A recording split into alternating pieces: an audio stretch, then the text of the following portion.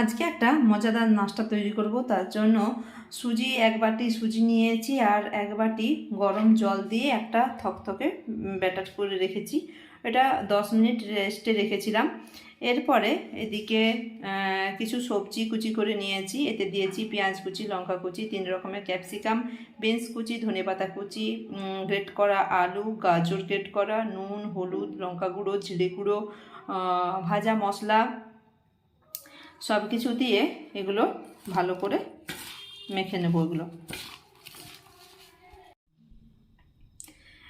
এবারে ভিজিয়ে রাখা সুজিটার সাথে সব কিছু সবজিগুলো একসঙ্গে দিয়ে দিচ্ছি আর এর সাথে একটু সাদা তিল দিয়ে দিয়েছি। এরপরে এটা ভালো করে এটা মিশিয়ে নেব। এদিকে কড়াই তেল দিয়ে দিয়েছি, দিয়ে একটু সর্ষে ফোড়ন দিয়ে দিয়েছি। এবারে ওই সর্ষে ফোড়নটা এই ব্যাটারটার সাথে মিশিয়ে দেব। তাওয়া গরম হয়ে যাওয়ার পর একটু তাওয়াতে তেল ব্রাশ করে দিয়েছি, দিয়ে এবারে ব্যাটারটার থেকে এবারে এগুলো প্যানকেকের আকারে এগুলো দিয়ে দিচ্ছি।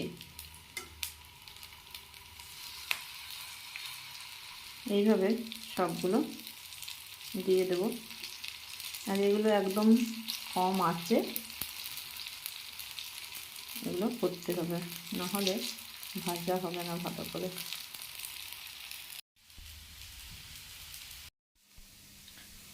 দুপিঠটা উল্টে পাল্টে লাল করে ভেজে নিয়েছি। এবার এগুলো উঠিয়ে নেব। ভিডিওটা দেখার জন্য ধন্যবাদ।